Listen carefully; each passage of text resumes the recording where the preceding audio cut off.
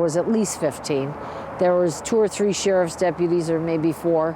And then there was the, I don't know, half the DNR, I guess, was out here that day.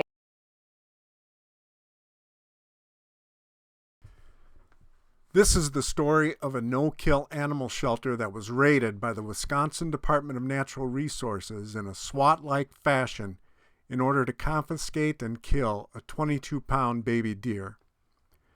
Shark has obtained documents that show, in addition to the wasted resources involved in this dangerous raid, there was an overreaching and possibly illegal search warrant, the failure of the DNR to follow their own procedures during the raid, and then later attempts by the DNR to cover up their activities.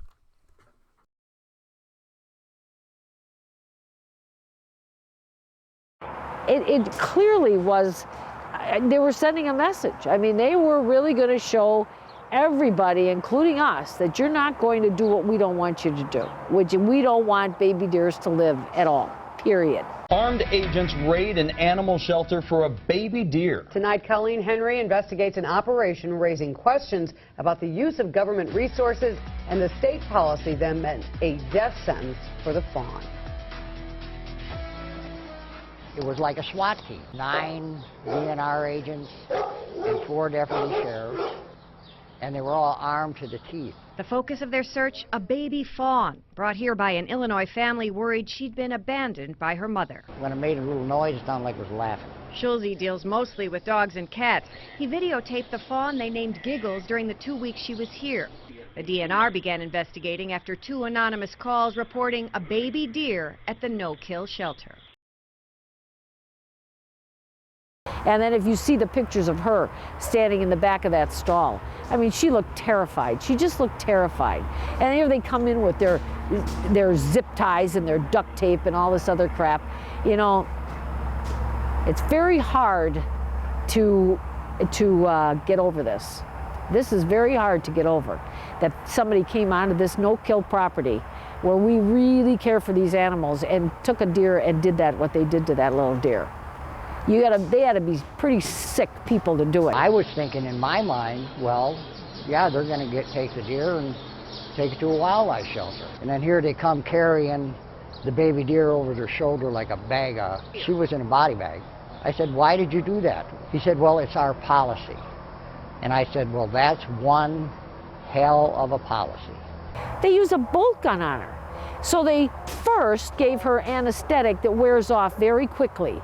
They gave her some anesthetic in the barn. They don't tell you what they did or how they tied her or any of the other stuff. Then they throw her in the back of a truck and they drive her about a half hour away from here. By that time, that anesthetic's done, okay? Now they get her over to their state park, and I think it was an hour and a half later, they finally killed that deer with a bolt in her head. I mean, this was clearly excessive. The fact that they flew over and did reconnaissance.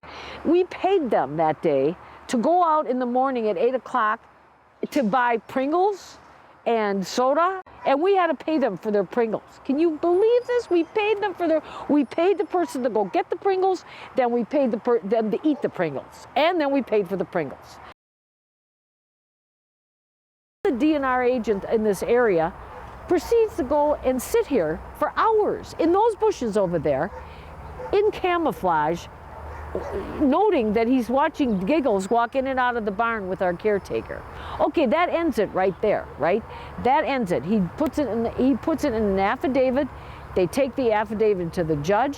At that point, the judge says, you've got a warrant for the barn. That's all you've got.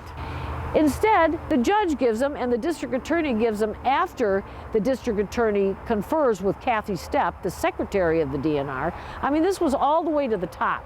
Then he gives them a sweeping warrant to go through everything, drawers, cabinets, anything they wanted to do out there they could do to find a 22-pound baby deer. You know, frankly, I think it's unconstitutional. Once they knew where that deer was, they had no business going through one other building on this property.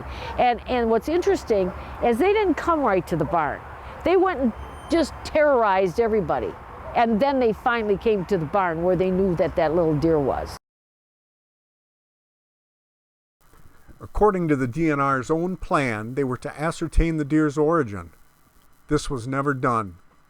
If the DNR had done so, they would have learned that the deer came from a non-chronic wasting zone and that she was returning to the non-chronic wasting zone the very next day.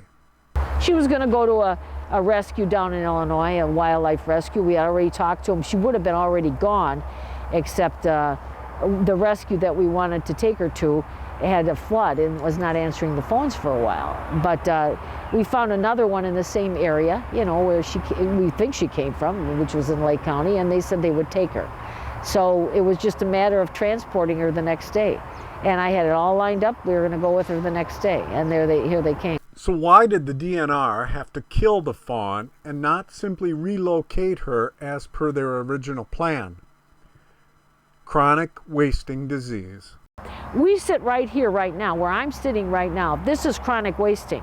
About 40 feet away from here, it isn't chronic wasting anymore, okay? So if we would have the shelter moved about 40 feet, we would not be in a chronic wasting zone. Here, there's only been one deer since 2003 that has been found with chronic wasting disease. One deer. They did another study here, I believe it was 2012. They took 200 deer out of here and they tested them all. Not one turned up with chronic wasting. At that point, come on. You know, we know there's not chronic wasting here. In Lake County, Illinois, where the deer came from, no chronic wasting. I mean, so, you know, give me a break. Unbelievable. It's like, I can't even explain it. It's so ridiculous. They blacked out entire pages. I mean, I've got them here. They blacked out entire pages. I can't even, I look at them, how do you can't make heads or tails out of this stuff. And they did it so, they go out and they do their dirt. You know, they do this kind of dirt and they disrupt a business. They disrupted this business for an entire afternoon.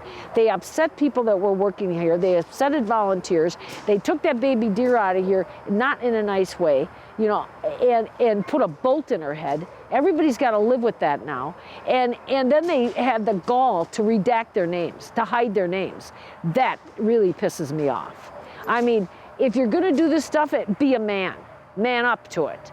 These are our names, this is what we did. If you know it was that bad, then you shouldn't have done it to begin with. I mean, it's just obvious that, well, I wouldn't want my name on it either, but that I wouldn't have done it in the first place, you know?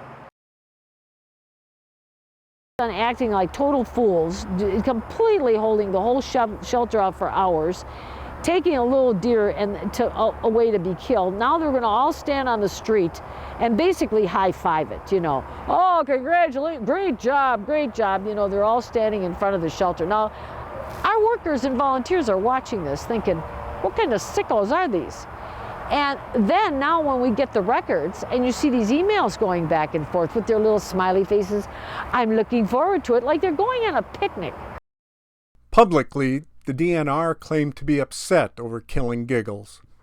However, internal DNR emails obtained by Shark reveal a different, almost gleeful attitude.